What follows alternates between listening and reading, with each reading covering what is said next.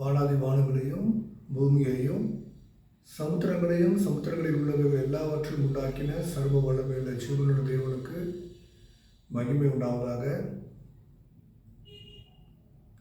கர்த்தருக்கும் மிகவும் பிரியமான சகோதர சகோதரிகளே, தேவ பிள்ளைகளே, தேவனுடைய ஊழியக்காரர்களே, உங்கள் அனைவரையும் கர்த்தராகிய இயேசு கிறிஸ்துவனுடைய ஈடு இணையற்ற அன்பான பெயரால் வரவேற்கிறேன்.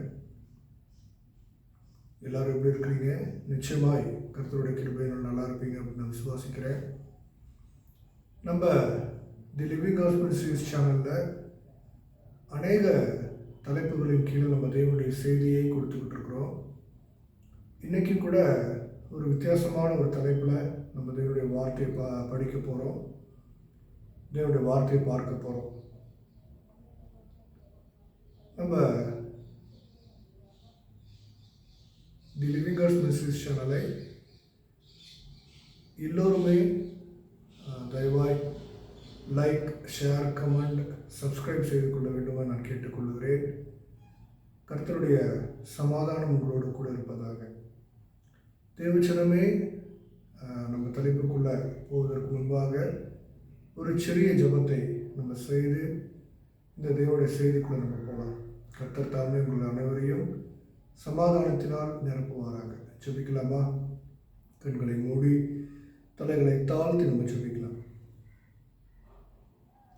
எங்களை மிகவும் நேசிக்கிற ஜீவனுள்ள பரலோக தந்தையே, அப்பா பிதாவே, ஸ்தோத்திரம் டாடி, இந்த நல்ல நாளுக்காக நன்றி. அப்பா, நீங்கள் பேச போகிறதுக்காக நன்றி. என்னை மறைத்து நீங்கள் பேசுங்க. நான் அல்ல, என்னுடைய சுயமல்ல, நீர் வெளிப்படணும். அப்பா, உங்களுடைய வார்த்தையை கொடுக்க போகிறேன், தியானிக்க போகிறோம், படிக்க போகிறோம். சுவாமி, நீங்கள் வந்து தங்கி ஆசீர்வதிங்க. இயேசு கிறிஸ்து நாமத்தில் ஜெபிக்கிறேன், ஜீவனுள்ள நல்ல பிதாவே. ஆமேன், ஆமேன், ஆமேன்.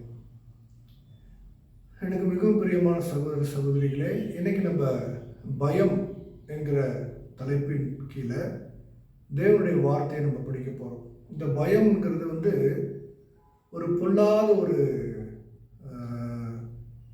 பிசாசினுடைய தந்திரம். பாருங்க, அந்த பயத்தின் ஆவி வந்துருச்சுன்னா சிறு பிள்ளைகள் முதல் பெரியவர்கள் வரைக்கும் தாங்கள் என்ன செய்வதென்றே தெரியாமல் அநேகர் கோபப்படுவாங்க.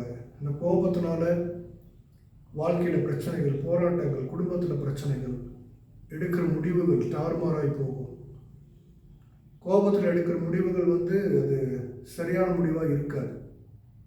அப்போது வசனம் சொல்லுது, தெய்வன் உங்களுக்கு பயத்தின் ஆவியை கொடுக்காம தெளிந்த புத்தியும் பலனும் உள்ள ஆவியை கொடுத்திருக்கிறார். ஆக தெளிந்த புத்தியும் பலனும் தைரியமான ஆவியை தேவன் கொடுத்திருக்கும் போது எவ்வளோ பெரிய ஊழியக்காரர்களாக இருந்தாலும், எவ்வளோ பெரிய தெய்வ மனுஷர்களாக இருந்தாலும் அவர்களுக்கும் ஒரு கட்டத்தில் என்ன வரும்னா பயம் வரும். பாருங்க, நம்முடைய ஆண்டவராக இயேசு கிறிஸ்துவ கூட நீங்கள் எடுத்துக்கொண்டீங்க அப்படின்னா, பிதாவே, இந்த பாத்திரம் என்னை விட்டு நீங்க, உனக்கு சித்தமானால் நீங்கட்டும்னு ஜெபிக்கிறார் கெத்செமனே தோட்டத்தில். ஏன்னா பயம் ஆண்டவர் கூட அந்த பயம் அப்படியே சூழ்ந்து கொண்டிருந்ததை நம்ம அந்த வசனத்தில் வாசிக்கிறோம். அதை ஒரு விதத்தில் மனிதர்களால் உண்டாகிற பயம், பொல்லாத பிசாசினால் உண்டாகிற பயங்கள், இப்படி பயங்கள் பல விதத்தில் இருக்குது. சிறு பிள்ளைகளுக்கு ஒரு விதமான பயம், நடுத்தர வயதுள்ளவர்களுக்கு ஒரு விதமான பயம், முதியவர்கள் பெரியவர்களுக்கு ஒரு விதமான பயம், 100 வயதை எட்டினவர்களுக்கு மரணத்தை குறித்த பயம், சிறு பிள்ளைகளுக்கு ஸ்கூல் டீச்சர் கொடுத்த ஹோம்ஒர்க் எழுதி முடிக்கலைன்னா டீச்சர் திட்டுவாங்களேன்னு பயம். இப்படியாக பயம் என்பது ஒவ்வொருவருடைய வாழ்க்கையிலையும் அவர்களுடைய வயதிற்கு சூழ்நிலைகளுக்கு ஏற்றாற் போல செயல்படுகிறத நம்ம பார்க்கிறோம் இல்லைங்களா? பாருங்க, பரிசுத்த வேதாகமத்தில்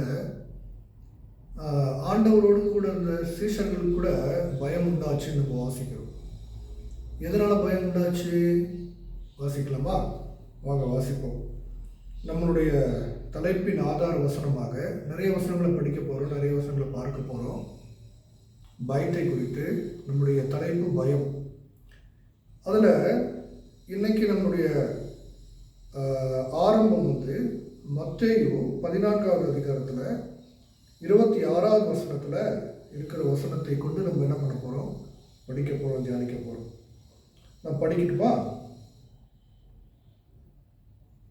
அவர் கடலின் மேல் நடக்கிறதை சீஷர்கள் கண்டு கலக்கமடைந்து ஆவேசம் என்று சொல்லி பயத்தினால் அலறினார்கள். மத்தேயு 14:26 சீஷர்கள் பயப்படுறாங்க. எதனால் பயப்படுறாங்க?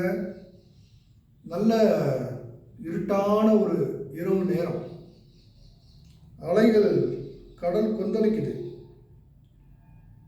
பெருங்காற்று வீசுது இல்லைங்களா? அப்போ பாருங்க,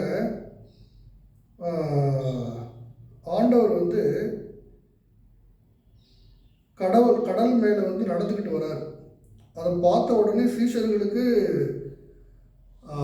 ஆடி போச்சு, பயம் வந்துருச்சு. சீஷர்கள் யாரு? கர்த்தராகிய இயேசு கிறிஸ்து கூடவே இருக்கிறவங்க. அவர் செய்கிற அற்புதங்கள், அடையாளங்கள், அவருடைய பிரசன்னத்தை கூட இருந்தே அனுபவிக்கிறவங்க. ஒரு பெரிய ஒரு வெளிச்சம் இருக்குன்னு வச்சுக்கோங்க. அந்த வெளிச்சத்தில் பக்கத்தில் போய் நம்ம நின்னா நம்ம எப்படி இருப்போம்? நம்மளும் வெளிச்சமாக இருப்போம் இல்லையா? ஆனால் இந்த சீஷர்கள் பாருங்க, பயந்து இருக்கிறாங்க. ஆண்டவர் கூடவே இருந்து ஆண்டோட பிரசன்னத்தை உணர்ந்தும் கூட அவர்களை இந்த பயத்தின் ஆவி சூழ்ந்து கொண்டதை நம்ம பார்க்கிறோம். இன்னைக்கு கூட இந்த வசனத்தை கேட்டுக்கொண்டிருக்கிற தேவ பிள்ளைகளே, தேவ ஊழியர்களே, ஆண்டவரோட கூட நீங்கள் இருந்தும் கூட ஏதாவது பயத்தில் நீங்கள் இருக்கிறீங்களா? பயப்படாதீங்க, தைரியமாக இருங்க. கடலின் மேலே நடந்த தேவகுமாரன் நம்முடைய தேவனாக இருக்கும்போது நம்ம எதை குறித்து பயப்பட வேண்டிய அவசியமே இருக்காது. அல்லேலூயா. அப்போ பயம் ஏன் வந்துச்சு சீஷர்களுக்கு? அங்கே விசுவாசம் இல்லாததுனால, ஆண்டவர் மேலே ஒரு உண்மையான ஒரு விசுவாசம் இல்லாததுனால அந்த சீஷர்களுக்கு அங்கே பயம் வருத நம்ம வாசிக்கிறோம். இன்னைக்கு கூட அநேகர் இப்படி தான் இருக்கிறாங்க. இந்த பயத்தின் ஆவியினால சூழப்பட்டிருக்கிறாங்க. அல்லேலூயா. அடுத்த வசனம் வாசிப்போம். லூக்கா 1:24 வாசிப்போம். லூக்கா 1:24.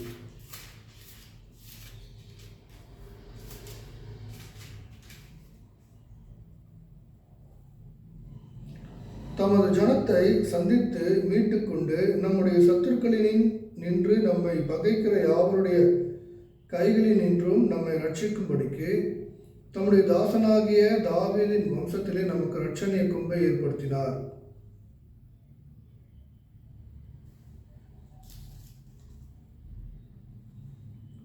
இப்போ பாருங்க, ஆண்டவர் இன்னொரு வசனம் சொல்லுது, உங்கள் சத்துருக்களின் கைகளில் நின்று நீங்கள் விடுதலையாக்கப்பட்டு உயிரோடு இருக்கும் நாளெல்லாம் பயமில்லாமல் எனக்கு முன்பாக பரிசுத்தத்தோடும் நீதியோடும் எனக்கு ஊழியம் செய்ய கட்டளையிடுவேன் என்று அவர் நம்முடைய பிதாவாகிய ஆபிரகாமுக்கு இட்ட ஆணையை நிறைவேற்றுவதற்கும் ஆதி முதற் கொண்டிருந்த தம்முடைய பரிசுத்த தீர்க்கதரிசிகளின் வாக்கினால் தாம் சொன்னபடியே தமது ஜனத்தை சந்தித்து மீட்டுக்கொண்டு நம்முடைய சத்துருக்களில் நின்று நம்மை பகைக்கிற யாவருடைய கையில் நின்றும் நம்மை ரட்சிக்கும்படிக்கு.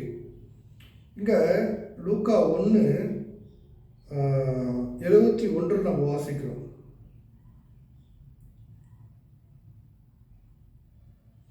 தேவன் என்ன பண்ணுறாரா? தம்முடைய பரிசுத்த உடன்படிக்கை நினைத்து அருளுகிறாராம். அப்போது அவர் நினைக்கும் போது நம்முடைய சத்துருக்களினுடைய கைகளிலிருந்து நம்மை விடுதலையாக்கி நாம் உயிரோடு இருக்கும் நாளெல்லாம் பயமில்லாமல் பரிசுத்தத்தோடும் நீதியோடும் அவருக்கு ஊழியம் செய்வதற்கு ஆண்டவர் தேர்ந்தெடுத்திருக்கிறார், கட்டளையிட்டிருக்கிறார் என்று நம்ம வாசிக்கிறோம்.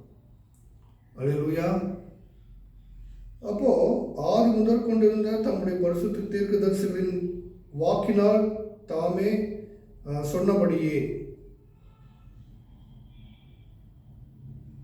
இது பிதாவாகிய ஆபிரகாமுக்கிட்ட ஆணையை நிறைவேற்றுவதற்காகவும் தேவன் நமக்கு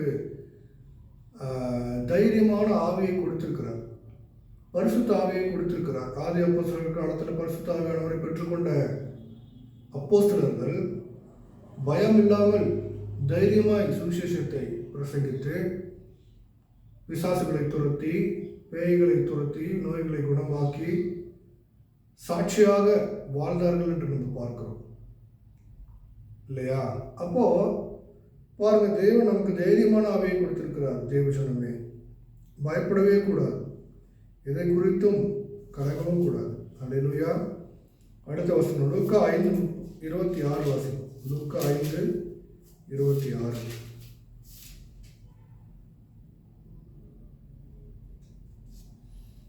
அதனாலே எல்லாரும் ஆச்சரியப்பட்டு தேவனை மகிமைப்படுத்தினார்கள். அல்லாமலும் அவர்கள் பயம் நிறைந்தவர்களாகி அதிசயமான காரியங்களை இன்று கண்டோம் என்றார்கள்.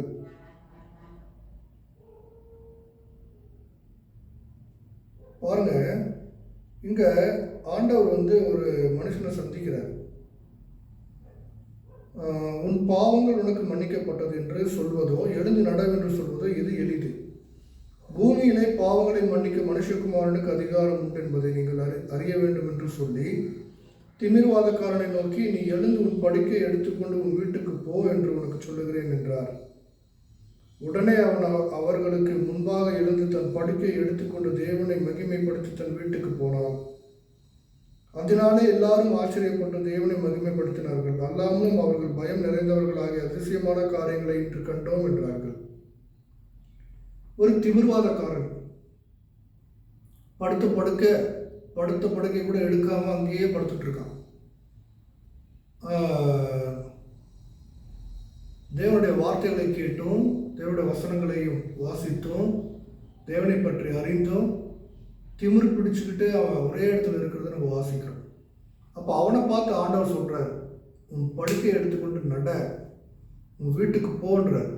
அப்போ உடனே அவன் கீழ்ப்படிந்து, அவனுக்கு என்ன பிரச்சனையோ, என்ன போராட்டமோ, என்ன பலவீனமோ அது நமக்கு தெரியாது, அவன் எழுந்து உடனே அவனுடைய வீட்டுக்கு போகிறத நம்ம இன்னைக்கு இந்த வசனத்தில் நம்ம வாசிக்கிறோம். அப்போது அந்த அதிசயத்தை தேவன் செய்கிறத பார்க்குற மக்களுக்கு ஒரு பெரிய பயம் உண்டாயிடுச்சான். இவர் எப்படிப்பட்டவர்?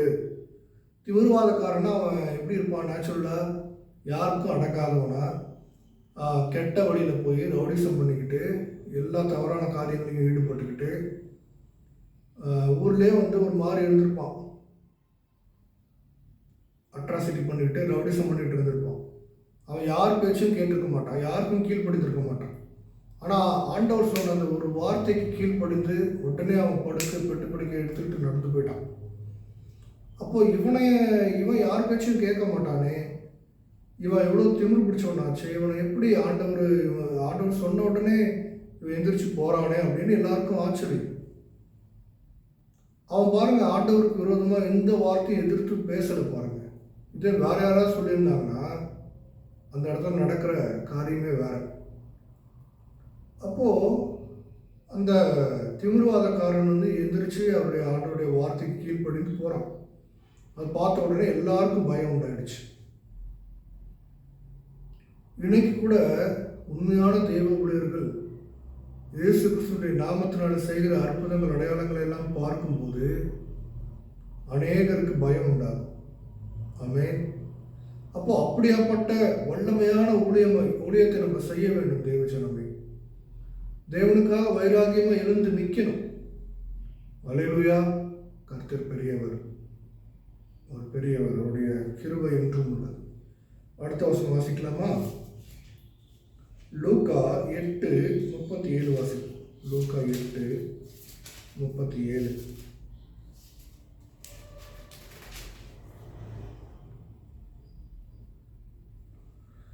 அப்பொழுது கதரே நாருடைய சுற்றுப்புறத்தில் உள்ள திரளான ஜனங்கள் எல்லாரும் மிகவும் பயமடைந்திருந்தபடியினாலே தங்களை விட்டு போகும்படி அவரை வேண்டிக் கொண்டார்கள். அந்தபடி அவர் படவில் ஏறி திரும்பி போனார்.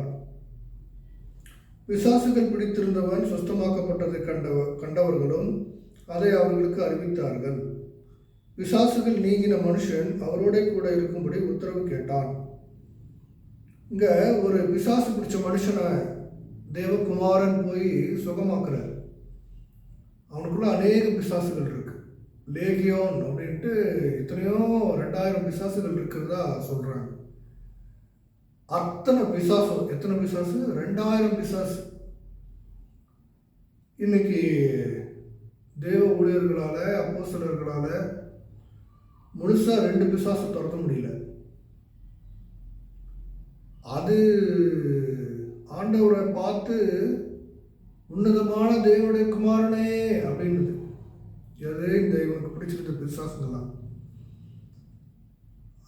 இன்னைக்கு 2 பிசாசை நம்மளால என்ன பண்ண முடியல, துரத்த முடியல. அப்படியே துரத்தினாலும் கூட, தட்டு தடுமாறி துரத்தினாலும் கூட அந்த பிசாசு முழுசா போதான்னா டவுட்டாக தான் இருக்குது. அப்படியே முழுசாக போனாலும் அது என்ன பண்ணுறது, திருப்பி வந்து அவங்களுக்குள்ளேயே உட்காந்துருது, ரொம்ப அலைக்கழிக்குது. அப்போ நமக்குள்ள அந்த வல்லமை இல்லை பாருங்கள். இருந்தாலும் அதை நம்ம இன்னும் அதிகமாக மெருகேற்றி ஆண்டவருக்காக நிற்க நம்மளால் முடியாத சூழ்நிலை இருக்குது இல்லையா? அப்போ பாருங்க, ஆண்டவர் 2000 பிசாசுகளை துரத்தி இருக்கிறார். அந்த பிசாசு பிடிச்சவன் சுகமானதும் குணமானதையும் பார்த்து அந்த ஊர் ஜனங்களுக்கெல்லாம் பயம் வந்துருச்சு. உடனே ஆண்டவர் வந்து என்ன பண்ணுறாங்க, இந்த இடத்த விட்டு போயிடுங்க, எங்களுக்கெல்லாம் பயமாக இருக்குது. அப்போ அந்த ஊரே பிசாசு பிடிச்சி ஊராக தான் இருக்குது. ஆண்டவரும் என்ன பண்ணுறாரு, அவர் நம்ம ஆண்டவர் இயேசு கிறிஸ்து ரொம்ப ஜென்டில். அவர் எப்படின்னா அனுமதி இல்லாமல் நமக்குள்ளே வரமாட்டார், ஆனால் அனுமதி இல்லாமல் போயிடுவார். அப்போது அவரை நம்ம தக்க வைக்கிறது ரொம்ப ரொம்ப கஷ்டம். ஏன்னா உண்மையாக இருக்கணும், நீதியாக இருக்கணும், உண்மையாக உத்தமமாக இருக்கணும் இல்லையா? எவ்வளோ பாடுகள் வந்தாலும் இயேசு கிறிஸ்துவின் மேலே, நாமத்தின் மேலே பாரத்தை போட்டு நிற்கணும். அப்படி இல்லைன்னா டக்குன்னு நம்ம பாவத்தில் விழுந்துருவோம். பாவத்தில் விழுந்தால் ஆவியானவர் நம்மளை விட்டு போயிடுவார். எப்படி போனாருன்னு நம்மளுக்கே தெரியாது. வரும்போது தெரியும், அவர் நம்மளை விட்டு போகும்போது தெரியாது. அப்போ தேவசனமே, இந்த பிசாசு பிடிச்ச மனுஷன் சுகமானதை பார்த்து அந்த ஊர் ஜனங்கள்லாம் பயப்படுறாங்க. இன்னைக்கு நம்ம இப்படியாப்பட்ட வல்லமையான காரியங்களை செய்ய தான் நம்ம அழைக்கப்பட்டிருக்கிறோம். தேவ ஊழியர்களே, தேவ பிள்ளைகளே, நீங்கள் விசுவாசிகளாக இருந்தாலும் கூட, புதிய ஏற்பாட்டில் அப்போஸ்தலர்களில் விசுவாசிகளினால் நடந்த அற்புதங்கள் என்று நம்ம வாசிக்கிறோம் இருக்கு. விசுவாசிகளால் கூட அற்புதங்கள் நடக்கும், அதிசயங்கள் நடக்கும். அப்போ நீங்கள் யாராக இருந்தாலும் சரி, தேவனுடைய ஆவியை பெற்றுக்கொண்டிருக்கிறீங்களா, ரட்சிக்கப்பட்டு ஞானஸ்நானம் எடுத்திருக்கிறீங்களா, பரிசுத்த ஆவியை பெற்றுக்கொண்டிருக்கிறீங்களா, நீங்கள் ஊழியக்காரர் தான். நீங்கள் சபையில் விசுவாசியாக இருந்தாலும் நீங்கள் ஊழியக்காரர் தான். சுவிசேஷ ஊழியம் என்பது ரட்சிக்கப்பட்ட கிறிஸ்தவ பிள்ளைகள் மேல் விழுந்த கடமை. எல்லாரும் ஊழியம் செய்யணும், எல்லாரும் அதற்காக அழைக்கப்பட்டிருக்காங்க. ஆனால் விசேஷமாக தெரிந்து கொள்ளப்பட்ட மக்கள் இருக்கிறாங்க. சவுலை பாருங்க, தேவன் அழைத்து பவுலா மாற்றினார். அவன் சவுலா இருக்கும்போது எத்தனையோ துன்பங்கள், ஆண்டவர் பிரியமில்லாத காரியத்தை செய்தான்.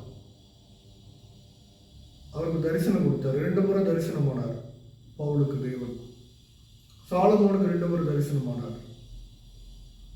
ஆபிரகாமுக்கு தரிசனமானார். மோசேக்கு தரிசனமானார். அல்லேலூயா. இந்த அடியேனுக்கும் தேவன் 2 முறை தரிசனமாயிருக்கார். ஆக தேவச்சனமே, நான் என்ன சொல்ல வரேன்னா, கிறிஸ்துவை ஏற்றுக்கொண்டவர்கள், கிறிஸ்துவனுடைய அன்பை புரிந்து கொண்ட ஒவ்வொருவரும் சுவிசேஷத்தை அறிவிக்கணும் என்பது அவர்களுக்கு தேவன் கொடுத்த கடமை. அல்லேலூயா. சுவிசேஷம் அறிவிக்க நம்ம போனால்,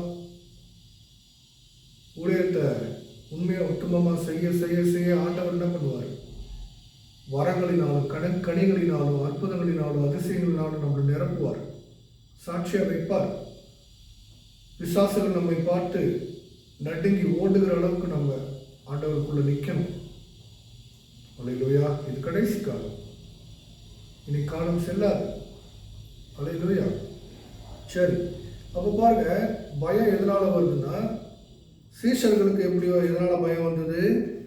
தேவன் கூடவே இருந்தும் தேவனுடைய வல்லமையை புரிந்துக்காம விசுவாசம் இல்லாதனால பயம் வந்தது. இங்க இருக்கிற மக்களுக்கு எதனால பயம் வந்தது? தேவனை, அவருடைய மகிமையை பார்த்து பிசாசுகளுக்கு பயம். பிசாசுகளுக்கு எப்பவுமே தேவனை பார்த்தா பயம்தான். தெரியுமா உங்களுக்கு? எப்படியாப்பட்ட பிசாசா இருந்தாலும் லூசிஃபர் கூட, லூசிஃபர் தானே பிரதான தூதன், அவன் தானே பாஸ் எல்லாருக்கும்.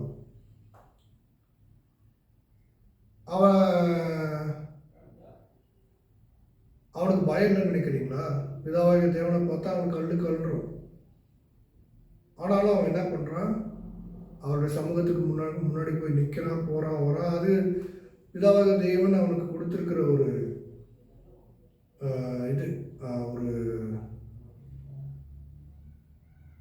ஒரு தற்சமயத்துக்கு கொடுத்து வச்சிருக்கிறார். யோபு புஸ்தகத்தில் நம்ம வாசிக்கிறோம் இல்லையா? ஆனாலும் அவனுக்கு பயம். பிதாவாகிய தேவனை அவன் எதிர்த்து இவ்வளோ காரியங்கள் செய்து கொண்டிருந்தாலும் கூட அவனுக்கு தெரியும், நம்ம தோற்று போகிறோம். நமக்கும் நம்ம சார்ந்த கூட்டத்துக்கும் எப்போவுமே நித்திய நரகம், அக்னி, கடல் தான் அவனுக்கு தெரியும். ஆனாலும் சர்வ வல்லமை உள்ள தேவனுக்கு முன்பாக எதிர்த்து அவன் போராடுறான். அவன் தோற்று போகிறான். அப்போ பாருங்க தேவஜனமே, இந்த மாதிரி ஒரு பயத்தை உண்டாக்குகிற அளவுக்கு நம்ம அப்போஸ்தலர்களாய் தேவனுக்காக எழும்பி நிற்கணும்னு ஆண்டவர் விரும்புகிறார். அல்லேலூயா. கர்த்தர் நல்லவர். அடுத்த வசனம்,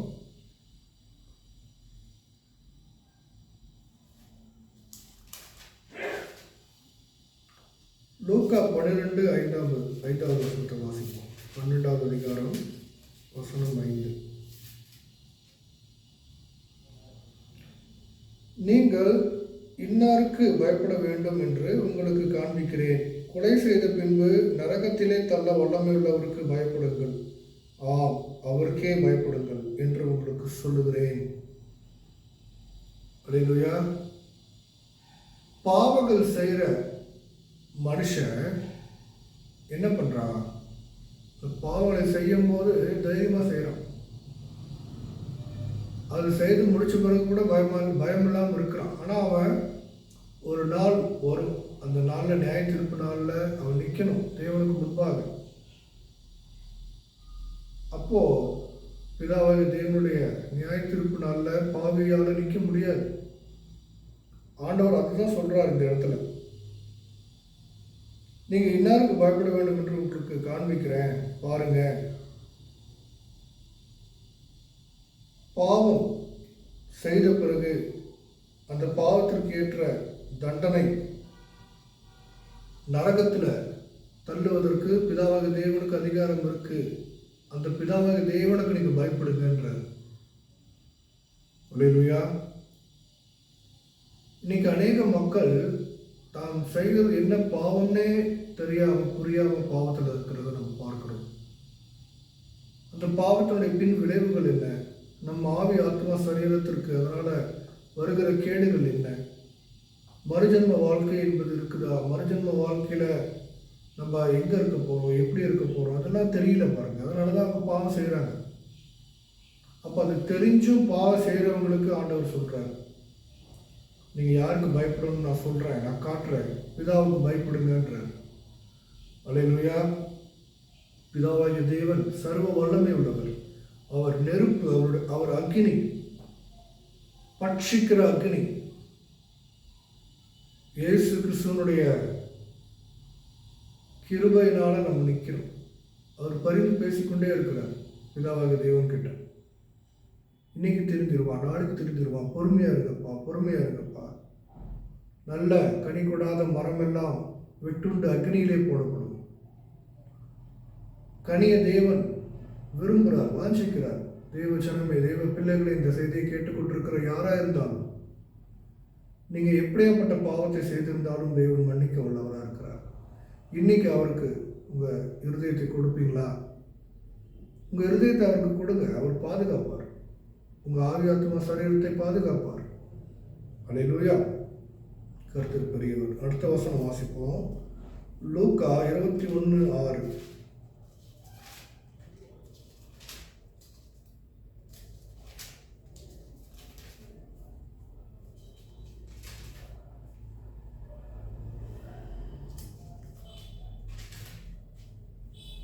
லூக்கா 21:6.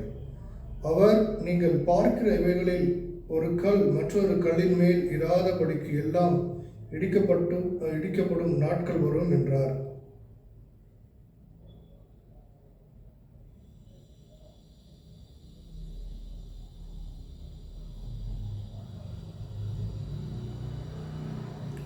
அப்போ இந்த மாதிரி ஆண்டவர் சொல்லும்போது அவர்களுக்குள்ள ஒரு பெரிய பயம் வந்துடுது. யாருக்குள்ள? அந்த பரிசேயர்கள், சதுசேயர்கள், அங்கே இருக்கிற வேத பாரகர்கள் எல்லாருக்குமே. அவர்கள் அவரை நோக்கி, போதகரே, இவைகள் எப்பொழுது சம்பவிக்கும்? இவைகள் சம்பவிக்கும் காலத்துக்கு அடையாளம் என்ன என்று கேட்டார்கள். அதற்கு அவர், நீங்கள் வஞ்சிக்கப்படாதபடிக்கு எச்சரிக்கையாயிருங்கள். ஏனெனில் அநேகர் வந்து என் நாமத்தை தெரிந்து கொண்டு நான் தான் கிறிஸ்து என்று காலம் சமீபத்தது என்றும் சொல்லுவார்கள். அவர்களை பின்பற்றாதிருங்கள் அப்படின்னு சொல்றார். அப்போ இவைகள் எல்லாம் தேவன் சொல்லும்போது அவர்களுக்குள்ள என்ன உண்டாகுதுன்னா பெரிய ஒரு பயம் உண்டாகுது.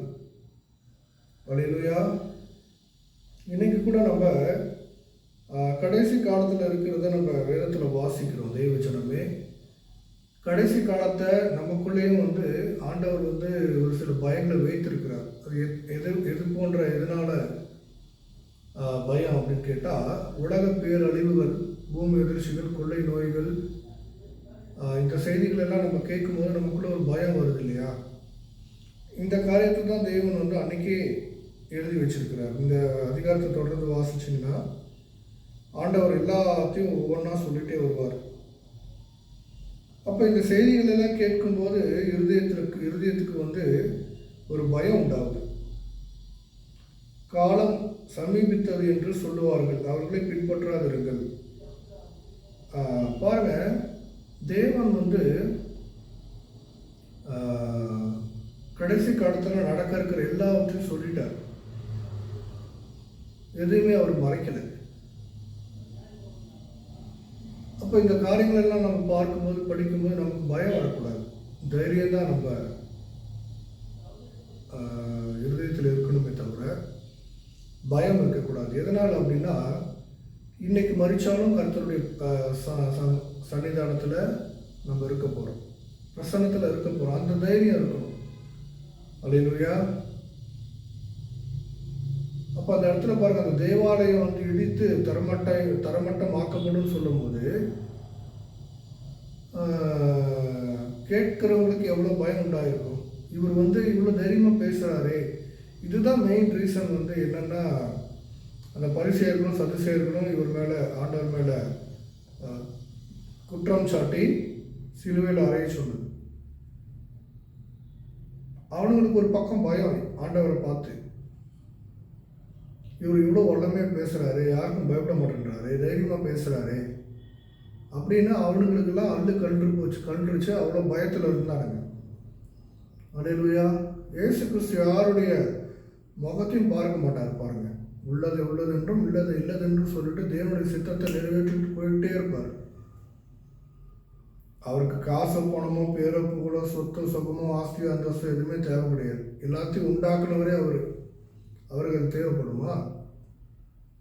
அப்போது தேவச்சனமே, இப்படிப்பட்ட தேவனுடைய பிள்ளைகள் இயேசு கிறிஸ்துவனுடைய சுபாவத்தை பெற்றவர்களாக இருக்க வேண்டும் என்று நம்ம வாசிக்கிறோம். அல்லேலூயா.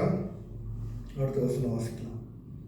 ரோமர்கள் நிருபம், ரோமர் 8:15 வாசிக்கலாம். ரோமர் 8:15.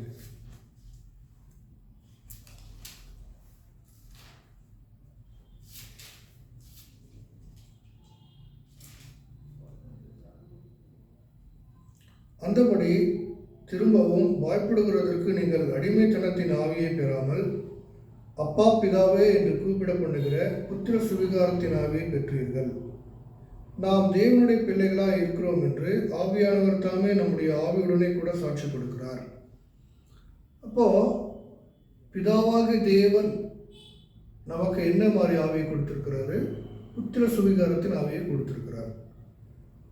அவருடைய நாமத்தை ஏற்றுக்கொள்ளுகிறவர்கள் எத்தனை பேர்களோ அத்தனை பேர்களும் பிதாவாக தேவனுடைய புத்திரர்களாக பிள்ளைகளாக இருக்கிறார்கள் என்று யோவான் 1:12 நம்ம வாசிக்கிறோம். அப்போ தேவ பிள்ளைகளாக இருப்பவர்கள், தெய்வ ஊழியர்களும் தெய்வ பிள்ளைகளும் விசுவாசிகளும் தைரியமாக இருக்கணும் அப்படின்னு நம்ம இந்த வசனத்தில் வாசிக்கிறோம். அந்த தைரியம் எப்போ வரும் அப்படின்னா, ஆண்டவருடைய சித்தத்தை செய்யும் போது தான் தைரியம் வரும். ஆண்டவருடைய சத்தத்துக்கு கீழ்ப்படியும் போது தான் தைரியம் வரும். ஆண்டவருடைய வார்த்தையை தினமும் தியானிக்கும் போது தான் தைரியம் வரும். ஆண்டவருடைய பிரசன்னத்தில் நம்ம நிரம்பி ஜெபிக்கும் போது தான் அந்த தைரியம் வரும். மற்றபடி வராது. நம்ம ஏற்றுக்கொண்டவுடனே, ரட்சிக்கப்பட்ட உடனே நமக்கு தெய்வம் தைரியமான ஆவியை கொடுத்துட்டார். ஆனாலும் கூட என்ன ஆயிடுது?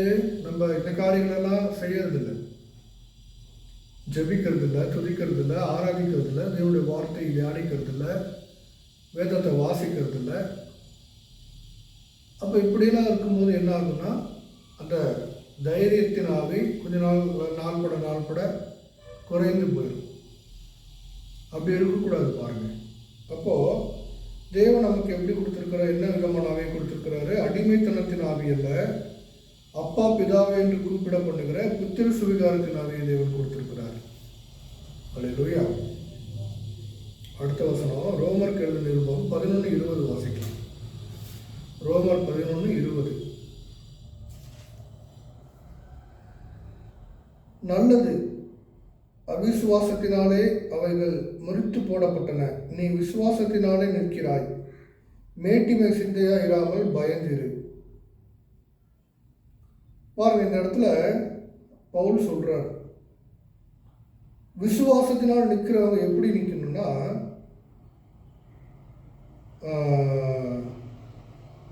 மேட்டிமை சிந்தனை இல்லாமல் தைரியமாய் பயந்து நிற்கணும். எப்படி? தைரியமாகவும் இருக்கணும், அதே மாதிரி தேவனுக்கு பயந்து இருக்கணும்னு சொல்றாரு. இந்த இடத்துல பயம் நமக்கு தேவைப்படுகிறதா இருக்கிறது. தேவச்சனமே, நான் தைரியமான ஆவியை பெற்றுக்கொண்டேன், அதனால் நான் யாருக்கும் பயப்பட மாட்டேன் அப்படின்னு சொல்லிட்டு தேவனுக்கு பயப்படாமல் இருக்கக்கூடாது. தேவனுக்கு பயப்படணும், கர்த்தருக்கு கீழ்ப்படியணும். அப்போ பிசாசு ஓடிடும், நிற்க முடியாது அவனால். அல்லேலூயா. தைரியத்தோடு கூடிய பயம் தேவனுக்குள்ள நம்மளுக்கு இருக்கணும். அந்த தைரியத்தோடு கூடிய பயம் இருந்தால்தான் தேவனுடைய சித்தத்தை நம்மால் செய்து முடிக்க முடியும். அல்லேலூயா. அடுத்த வசனம் வாசிக்கலாம். அடுத்த வசனம் ரோமருக்கு எழுதின நிருபம் 13:7 வாசிப்போம். ரோமர் 13:7. ஆகையால் யாவருக்கும் செலுத்த வேண்டிய கடமைகளை செலுத்துங்கள். எவனுக்கு வரியை செலுத்த வேண்டியதோ அவனுக்கு வரியையும், எவனுக்கு தீர்வையை செலுத்த வேண்டியதோ அவனுக்கு தீர்வையையும் செலுத்துங்கள். எவனுக்கு பயப்பட வேண்டியதோ அவனுக்கு பயப்படுங்கள். எவனை கனம் பண்ண வேண்டியதோ அவனை கனம் பண்ணுங்கள். யாருக்கு பயப்படணுமோ, யாருக்கு கீழ்ப்படியணுமோ அவங்களுக்கு நீங்கள் பயப்படணும், கீழ்ப்படியணும்னு சொல்லப்பட்டிருக்கு. அல்லேலூயா.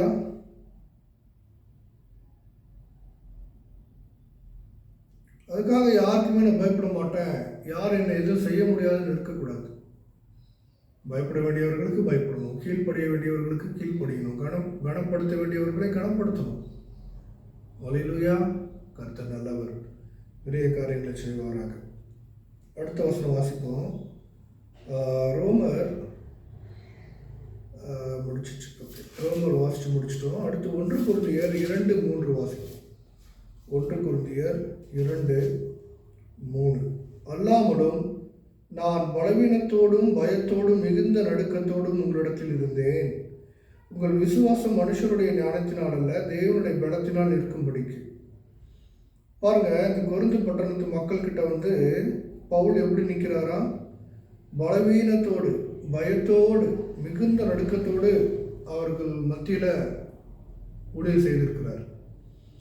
ஏன் அப்படி இருக்கிறாரு, ஏன் அப்படி இருந்தார் அப்படின்னா, அந்த மக்கள் அப்படியேப்பட்டவனுங்க, நல்ல வசதியான ஜனங்க, காசு பணம் கொடுத்து போயிருக்குது. இவரை பலவீனப்படுத்தியிருக்கானுங்க. இவருக்கு பயம் உண்டாகிற அளவுக்கு அவனுங்க அந்த அளவுக்கு அதிகாரத்தில் இருந்திருக்கிறானுங்க. அப்போ உங்கள் விசுவாசம் மனுஷனுடைய ஞானத்தினால் அல்ல, தேவனுடைய பலத்தினால் இருக்கும்படிக்கு. என் பேச்சும் என் பிரசங்கமும் மனுஷ ஞானத்திற்குரிய தயவசனம் உள்ளதாயிராமல் ஆவியினாலும் பலத்தினாலும் உறுதிப்படுத்தப்பட்டதாக இருந்தது. அப்போ அந்த ஜனங்க மத்தியில் அவர் இப்படிதான் இருந்திருக்கிறார். அப்போ பயம், ஒரு தேவ ஊழியனுக்குள்ள ஒரு பயம் இருக்கணும் அப்படின்னு நம்ம இந்த வசனத்தின் மூலியமா நம்ம புரிந்து கொள்கிறோம். தேவச்சனமே, பயமே இல்லாமல் தேவனுக்கு முதலாவது பயப்படணும், கர்த்தராகிய இயேசு கிறிஸ்துவுக்கு பயப்படணும், கீழ்ப்படியவர்களுக்கு கீழ்ப்படியணும், பயப்படுகிறவர்கள்கிட்ட பயப்படணும், கனம் செலுத்த வேண்டியவர்களை கனம் செலுத்தணும். அல்லேலூயா. இதுதான் நமக்கு தெய்வம் கற்றுக் கொடுக்கிற காரியங்களாக இருக்கிறது. தெய்வம் நல்லவர். அடுத்த வசனம் வாசிப்போம். 1 கொரிந்தியர் 16:10 வாசிப்போம். 16:10.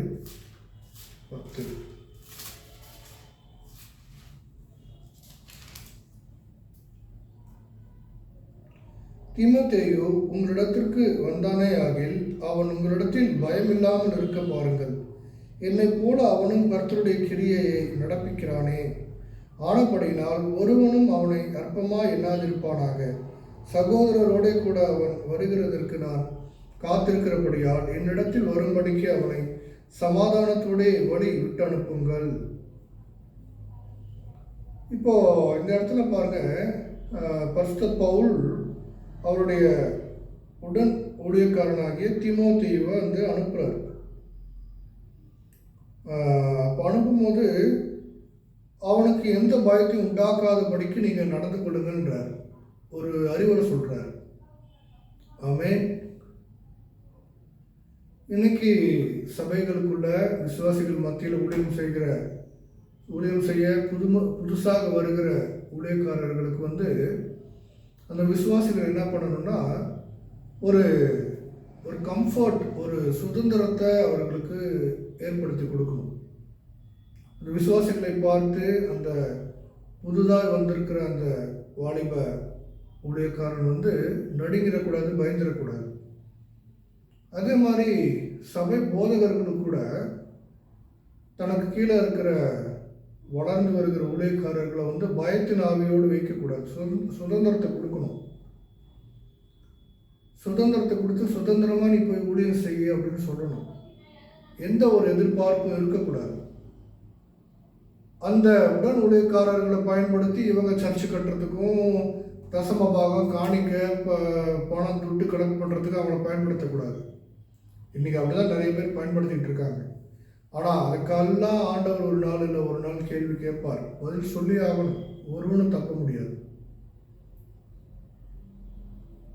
சரி, அது வேற விஷயம், அதை விட்டுருவோம்.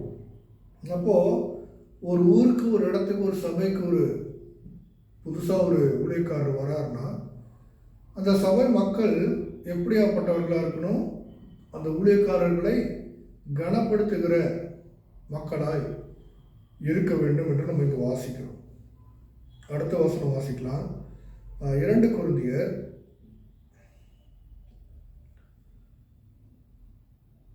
7:11 வாசிக்கலாம். 2 கொரிந்தியர் 7:11. பாருங்கள், நீங்கள் தேவனுக்கேற்ற துக்கம் அடைந்ததுண்டோ அது உங்களிடத்தில் எவ்வளவு ஜாக்கிரதையையும் குற்றந்தீர எவ்வளவு நியாயம் சொல்லுதலையும் எவ்வளவு வெறுப்பையும் எவ்வளவு பயத்தையும் எவ்வளவு ஆவலையும் எவ்வளவு பக்தி வைராக்கியத்தையும் எவ்வளவு கண்டிப்பையும் உண்டாக்கிற்று. இந்த காரியத்திலே நீங்கள் எல்லா விதத்திலும் உங்களை சுத்தவான்கள் என்று விளங்க பண்ணீர்கள். பாருங்க, தேவனுக்கேற்ற துக்கம் அடைந்தால் இந்த குணநலன்கள் எல்லாம் ஒரு மனுஷனுக்குள்ள இருக்கும். அவன் சுத்தவானா இருப்பான்னு நம்ம வாசிக்கிறோம். அப்போ இந்த காரியங்கள் எல்லாம் எதை குறிக்குதுன்னா, தேவன் மேலே இருக்கிற பயத்தை குறிக்குது. தேவசனமே பயத்தை, நம்ம தேவன் மேலே பயத்தை வைக்கணும். பயம் இல்லாமல் என்ன பண்ண முடியாது? தேவனுடைய பணியை உண்மையாக உத்தமமாக செய்ய முடியாது. அல்லேலூயா. அப்போ தேவனுக்கு ஏற்ற பயம் இருக்கணும். அதாவது ஊழியம் செய்யும் போது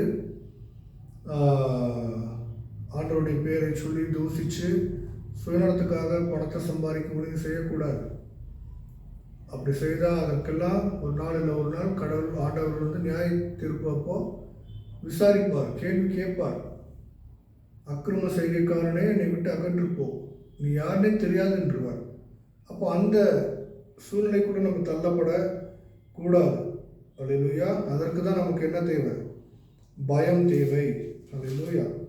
2 கொரிந்தியர் 11:3 வாசிக்கலாம். 2 கொரிந்தியர் 11:3. ஆகிலும் சர்ப்பமானது தன்னுடைய தந்திரத்தினாலே ஏவலை வஞ்சித்தது போல உங்கள் மனதும் கிறிஸ்துவை பற்றிய உண்மையினின்று விளங்கும்படி கெடுக்கப்படுமோ என்று பயந்திருக்கிறேன். பாருங்க, பவுல் வந்து விசுவாசிகளை பார்த்து பயப்படுறார். என் புத்தியினத்தை நீங்கள் சற்றே சகித்தால் நலமாயிருக்கும், என்னை சகித்தும் இருக்கிறீர்களே. இந்த கொரிந்து பட்டணத்து மக்களை பார்த்து சொல்கிறார், இந்த பிசாசான சர்ப்பம் ஏவாளை வந்து அழகாக வஞ்சித்து அவளை பாவத்தில் தள்ளனால, அந்த மாதிரி நீங்கள் விழுந்து போயிடுவீங்களோ, பாவத்தில் விழுந்துருவீங்களோன்னு எனக்கு பயமாக இருக்குன்றார் பவுல். அப்படி இருக்காதீங்கப்பா. ஆண்டோடைய வார்த்தை நினைச்சு இல்லைங்க, விசுவாசத்தோடு இருங்க, தேவனுக்கு பயப்படுங்க, கர்த்தருக்கு கீழ்ப்படிங்கன்றார். அல்லேலூயா. நம்ம விசுவாசிகளுக்கும் நம்ம அப்படி தான் போதிக்கணும். பாருங்க, ஆண்டவர் நல்லவர், உள்ளது என்று இல்லது என்று சொல்லிட்டு போய்கிட்டே இருக்கணும், யாருக்கும் பயப்பட வேண்டியதில்லை. அல்லேலூயா. அடுத்த வசனம் வாசிப்போம். 2 கொரிந்தியர் 12:20. 12:20 வாசிப்போம். ஆகிலும் நான் வந்து உங்களை என் மனதின் படி இருக்கிறவர்களாக காணாமலும் நானும் உங்கள் மனதின் படி இருக்கிறவனாக காணப்படாமலும் இருப்பேனோ என்றும் விரோதங்கள், வைராக்கியங்கள், கோபங்கள், வாக்குவாதங்கள், புறங்கூறுதல், கோல் சொல்லுதல், இருமாப்பு, கடகங்கள் ஆகியவைகள் உங்களுக்குள்ளே உண்டாயிருக்குமோ என்றும் மறுபடியும் நான் வருகிற போது என் தேவன் உங்களிடத்தில் என்னை தாழ்த்தும்படிக்கு முன் பாவம் செய்தவர்களாகிய அநேகர் தாங்கள் நடப்பித்த அசுத்தத்தையும் வேசித்தனத்தையும் காம விகாரத்தையும் விட்டு மனம் திரும்பாமல் இருக்கிறதை குறித்து நான் துக்கப்பட வேண்டியதாக இருக்குமோ என்றும் பயந்திருக்கிறேன். அந்த பட்டணத்தில் எல்லா விஷயத்தையும் பவுல் சொல்லி கொடுத்துட்டார். விபச்சாரங்கள், வேசித்தனங்கள், இந்த பாவங்கள் எல்லாம் விட்டு விலகி நீங்கள் இருக்கணும்னு சொல்லிட்டாரு. அப்படியெல்லாம் சொல்லி கொடுத்தும் கூட நீங்கள் எல்லாம் கற்றுக்கொண்டு கூட மனம் திரும்பாமல் இருக்கிறீங்களோ என்னமோ அப்படின்னு எனக்கு பயமாக இருக்குன்றார். ஒரு ஊழியக்காரனாய் இருப்பதுங்கிறது அது மிகப்பெரிய ஒரு பாரமான ஒரு கடமை. ஆத்துமாவை சத்தியத்தில் வழிநடத்தி, குடும்பத்தை வழிநடத்தி, அப்பா ஆண்டவருக்கு கொண்டு போய் அந்த ஆத்துமாவை சேர்த்தி கர்ப்ப வேதனைப்படுகிறேன் பவுலிடத்தில் சொல்கிறாரு. பாருங்க, தேவசனமே சுவிசேஷ ஊழியம் ஆரம்பமே எல்லாருக்குமே சுவிசேஷ ஊழியம் தான். சுவிசேஷ ஊழியத்திலிருந்து தான் எல்லா ஊழியங்களும் ஆரம்பிக்கும். ஆண்டவர் கூட மலை பிரசங்கத்தில் சுவிசேஷ ஊழியத்தை தான் முதல்ல ஆரம்பித்தார்.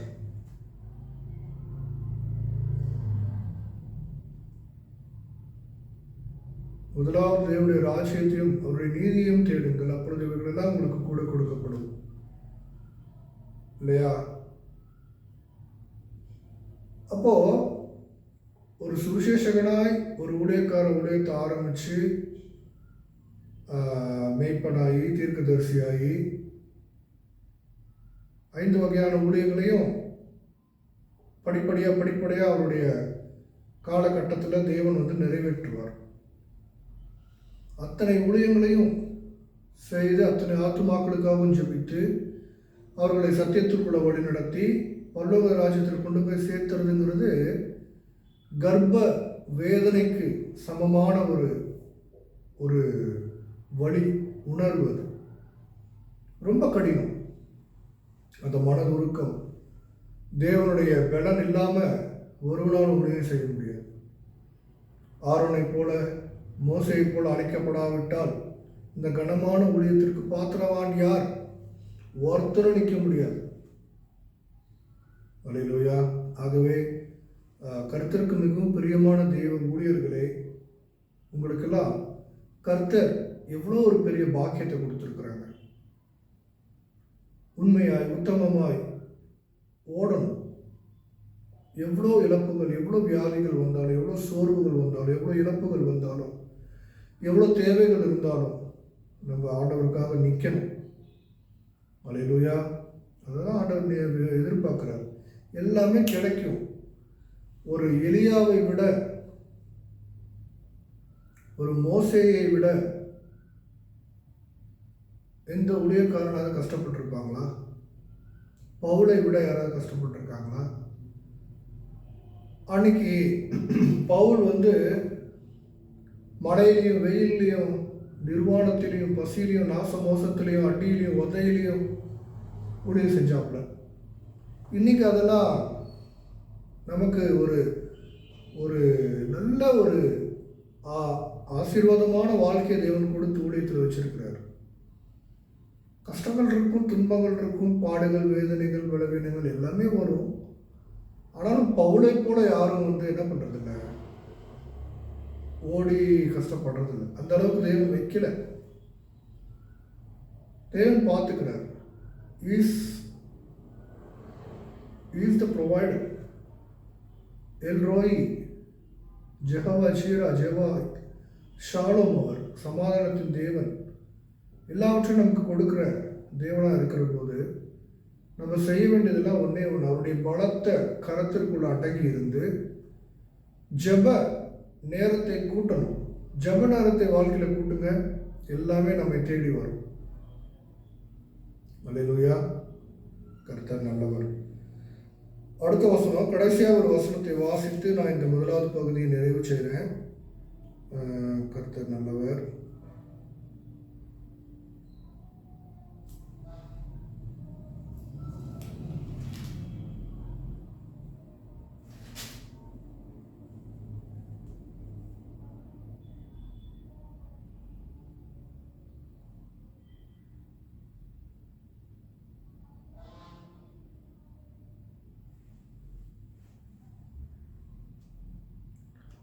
இங்கே பாருங்க, 2 கொரிந்தியர் 13வது அதிகாரத்தில்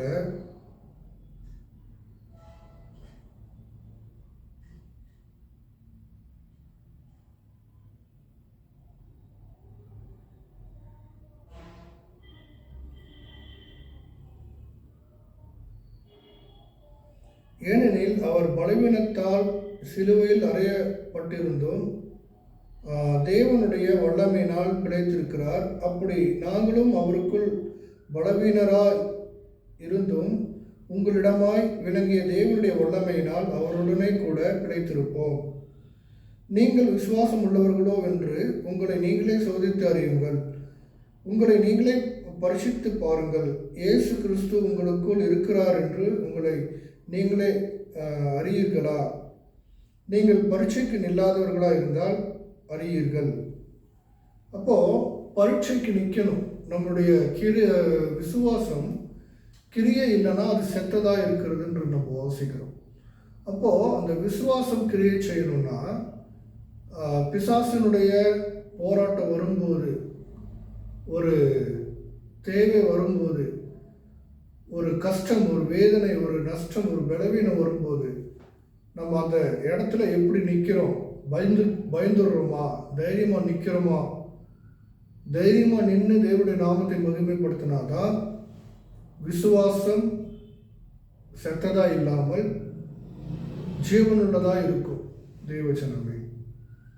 அப்போ பரீட்சைக்கு நிற்க நம்ம கற்றுக்கொள்ளணும். பரீட்சைக்கு நிற்கணும்னா தைரியம் வேணும். பயம் இருந்ததுன்னா நம்மால் பரீட்சைக்கு நிற்க முடியாது. ஒரு பரீட்சை இருக்குன்னா பாடங்கள் எல்லாத்தையும் நம்ம படித்து வைத்திருக்கணும். கேட்கிற கேள்விகள் 100 மார்க்குக்கு எந்த கேள்வி கேட்டாலும் சென்டம் எடுக்கலைன்னா கூட டிஸ்டிங்ஷன்லேயோ ஃபர்ஸ்ட் கிளாஸ்லேயோ அட்லீஸ்ட் ஜஸ்ட் பாஸ் ஆகுது பண்ணி நம்ம என்ன பண்ணணும், அந்த பரீட்சையை ஜெயிக்கணும்ல. ஜஸ்ட் பாஸ் கூட பண்ணாமல் ஃபெயில் ஆகிட்டா எவ்வளோ அவமானம். அப்போது ஃபெயில் ஆகக்கூடாது. சாத்தானுக்கு முன்னாடி நம்ம என்ன பண்ணக்கூடாது, தெய்வ ஊழியர்களாக தெய்வ பிள்ளைகளாக இருக்கிறவங்க ஃபெயில் ஆகக்கூடாது. ஃபெயில் ஆகிட்டோம்னா அவன்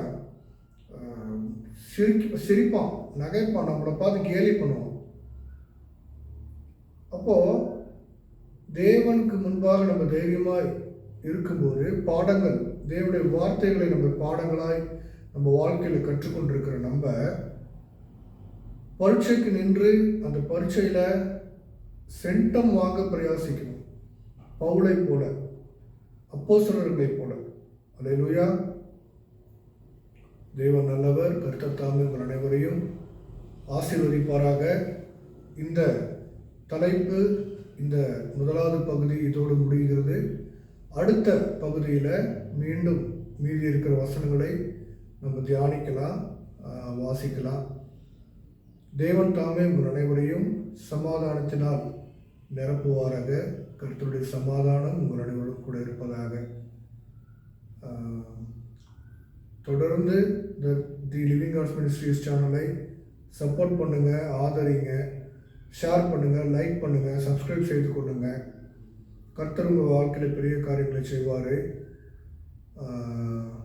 அதே போல் தொடர்ந்து பாருங்கள், அநேகருக்கு ஷேர் பண்ணுங்கள். கர்த்தர் தாமே உங்களை ஆசீர்வதிப்பாராக. God bless you. Stay blessed. Hallelujah. Amen.